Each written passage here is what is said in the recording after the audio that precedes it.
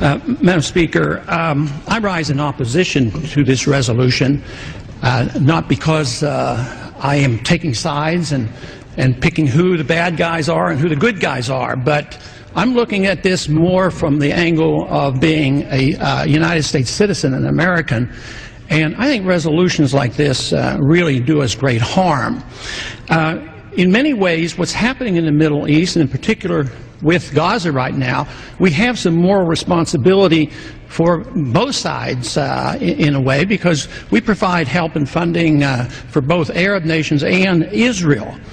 And so we definitely have a moral responsibility, and especially now today, the weapons being used to kill so many Palestinians are American weapons, and American funds essentially are being used for this. But there's a political liability which I think is something that we fail to look at, because too often there's so much blowback from our intervention in areas that we shouldn't be involved in. You know, Hamas, if you look at the history, you'll find out that Hamas was encouraged and really started by Israel, because they wanted Hamas to counteract Yasser Arafat. And you say, well, yeah, that was better then and served its purpose, but we didn't want Hamas to do this. So then we as Americans say, well, we have such a good system, we're going to impose this on the world. We're going to invade Iraq and teach people how to be Democrats. We want free elections. So we encourage the Palestinians to have a free election. They do, and they elect Hamas. So we first, indirectly and directly through Israel, help establish Hamas. Then we have election. Then Hamas becomes dominant, so we have to kill them. You know, it just doesn't make sense. During the 80s, you know, we were allied with Osama bin Laden. And we were contending with the Soviets. It was at that time our CAA thought it was good if we radicalized the Muslim world. So we financed the madrasa schools to radicalize the Muslims in order to compete with the Soviets. There's too much blowback. There's a lot of reasons why we should oppose this resolution. It is not in the interest of the United States. It's not in the interest of Israel either.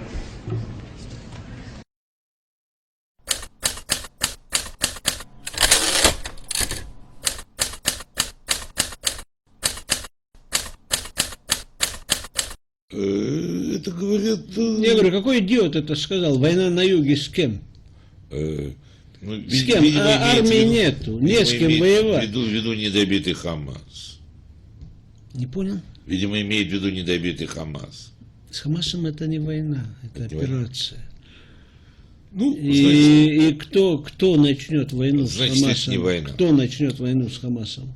Кто начнет войну, а не начнет ли сам Хамас? У Хамаса есть вообще возможность начать какие-то военные действия? У него есть какие-то цели, чтобы начать военные действия?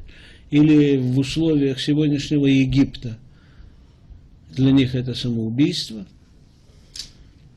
Ну, Хамас изолирован.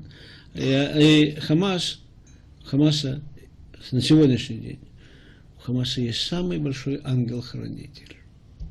Это мы. Это мы. Это мы. Которые хотят любой ценой, вопреки всему, сохранить Хамас. Потому что Хамас – это последняя надежда нынешнего правительства, как и прошлого правительства, и той власти, которая у нас в Израиле, пытаться затормозить процессы, к которым нас толкает Европа и Америка. Соединенные Штаты, весь арабский мир, весь мусульманский мир и все человечество, и прогрессивное, и регрессивное.